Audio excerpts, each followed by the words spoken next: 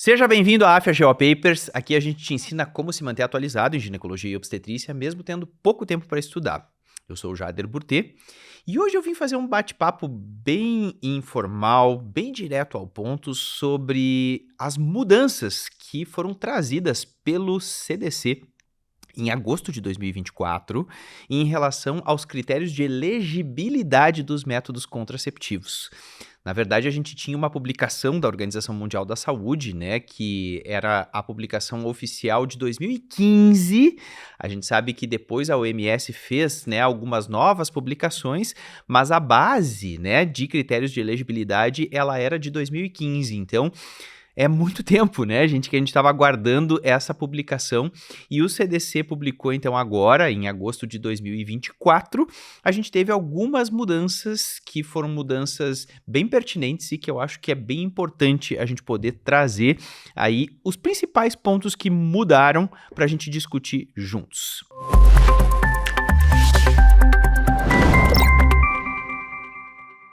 Quais foram, então, as principais mudanças trazidas pelo CDC? Basicamente, o que teve de mudança foi em relação às pacientes com trombofilias, teve mudanças em relação àquelas pacientes que reconhecidamente têm, né, uma trombofilia, por exemplo, uma mutação congênita no fator 5 de Leiden, ou então uma paciente que tem uma deficiência de proteína S de antitrombina 3, teve mudança em relação principalmente ao injetável trimestral. A gente sabe que os injetáveis trimestrais, eles eram liberados, né, para as pacientes que tinham trombofilias.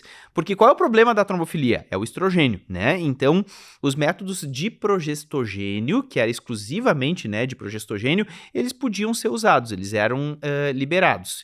E continuam sendo liberados, exceto o injetável trimestral, porque o injetável trimestral tem uma carga muito alta de progesterona, então é a medroxi de depósito, né? São 150 miligramas de acetato de medroxiprogesterona. Então, essas pacientes, elas passaram a não ter indicação, né? Eles passaram para a categoria 3, o CDC. Então, essas pacientes não têm indicação, não podem, né, utilizar, porque o risco supera o benefício. Então, a gente sabe que passou a ser categoria 3, portanto, é a grande mudança, né, em relação ao injetável trimestral. Os outros métodos de progesterona, como, por exemplo, o implante de etonogestrel, a pílula de progestogênio isolado, essas pacientes podem utilizar, né, então, as que têm uma trombofilia. Teve mudança também em relação aos casos de lúpus com anticorpos antifosfolípides positivos. Teve mudanças também em relação àquelas portadoras de adenomas hepáticos e as pacientes portadoras de anemia falciforme. Então, esses são os principais cenários que a gente teve modificações aí, e eu acho que essas modificações, elas vieram aí, foram muito racionais, né? Eles conseguiram ser muito racionais porque realmente não fazia sentido em relação a alguns outros pontos que a gente tinha nessa diretriz de 2015. Então, especificamente, né, se a gente for falar sobre as pacientes com trombofilias, então pacientes portadoras, reconhecidamente portadoras de trombofilias, quais foram os pontos de mudança? As pacientes com trombofilias, então, elas não podem usar método de estrogênio, né? Isso não é novidade, a gente sabe que o estrogênio, ele é formalmente contraindicado, né? Então não pode usar anticoncepcional combinado oral, não pode injetável mensal, não pode usar anel vaginal e adesivo transdérmico, porque todos esses são combinados, né? Eles contêm estrogênio. Em relação aos métodos de progestagênio, o que a gente tem? A gente tem a pílula de progestagênio isolado por via oral, que esse pode ser utilizado. A gente tem o implante de etonogestrel, esse também pode ser utilizado. E o grande ponto de mudança, então, foi o injetável trimestral. O injetável trimestral, ele passa a ser categoria 3, portanto, os riscos superam os benefícios. Então, a gente não vai, né, indicar o injetável trimestral para essas pacientes que são portadoras de trombofilia. Mesmo não tendo o estrogênio, né, a gente sabe que a dose é muito alta de progestagênio, por isso que não se recomenda mais, então, a gente usar aí o injetável trimestral, a medroxi de depósito. Vou dizer para vocês que é um método que aqui no Brasil ainda a gente usa bastante, né? Porque às vezes, principalmente na rede pública de saúde, né? Ele é muito utilizado, às vezes falta, né? A gente ofertar aqueles outros métodos, como por exemplo, DIU com levonorgestrel, a gente sabe que é difícil, o próprio implante é difícil, né? São métodos que têm um custo mais elevado, então, infelizmente, o injetável trimestral ele acaba sendo a alternativa que se tem. Mas tem que ficar atento agora, quem trabalha em posto de saúde, né, que prescreve bastante injetável trimestral, que passou a não ser indicado para as pacientes que têm trombofilia, que reconhecidamente, né, têm trombofilia. Certo? E aí tem um ponto super importante também, que é em relação ao lúpus. O que mudou em relação às pacientes com lúpus e que têm, né, os anticorpos antifosfolípides positivos ou negativos? Quais foram os pontos de mudança nos critérios de elegibilidade do CDC em relação às pacientes com lúpus? O grande divisor de águas, né, nas pacientes com lúpus é definitivamente a presença daqueles anticorpos antifosfolípides. Então, se a paciente tem anticardiolipina, né, e o anticoagulante lúpico negativos, ela fez, né, ali os exames e tem a anticardiolipina e o anticoagulante lúpico, que são os anticorpos ali da SAF, né, da síndrome antifosfolípide. Se é negativo, ela pode usar, não tem problema nenhum. Ela pode usar todos os métodos, inclusive métodos com estrogênio. O problema é quando esses anticorpos eles são positivos.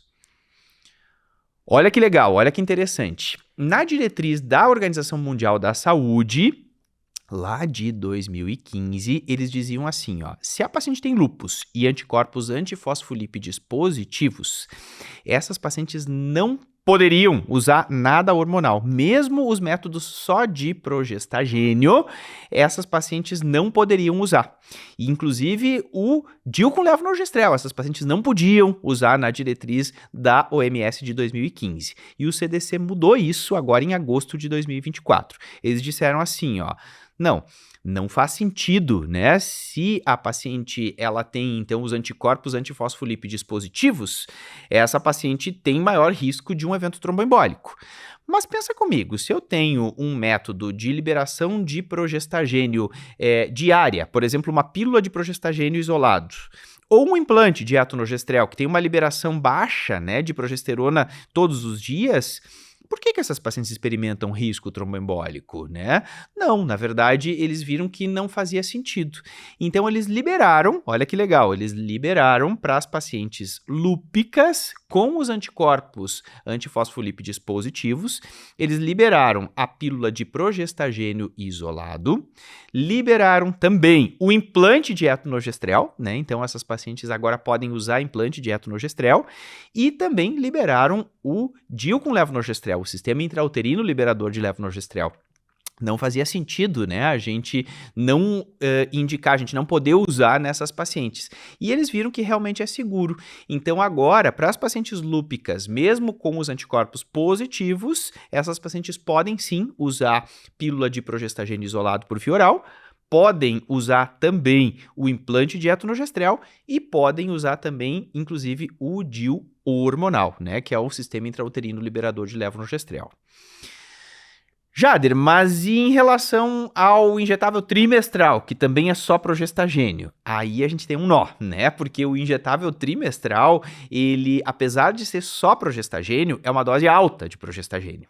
Então, esse não foi liberado. Tá? Esse é a categoria 3 pelo critério do CDC, então eles dizem assim, bom, o injetável trimestral, apesar de ser só progestagênio, é uma dose muito alta e pode sim aumentar risco de um evento tromboembólico, de um tromboembolismo.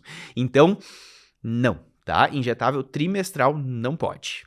O que está liberado, então, é pílula de progestagênio por via oral isolado, implante de etonogestrel, DIU hormonal e, claro, né, o DIU de cobre também sempre esteve, né, e continua liberado para essas pacientes que têm lúpus e têm os anticorpos antifosfolípides positivos.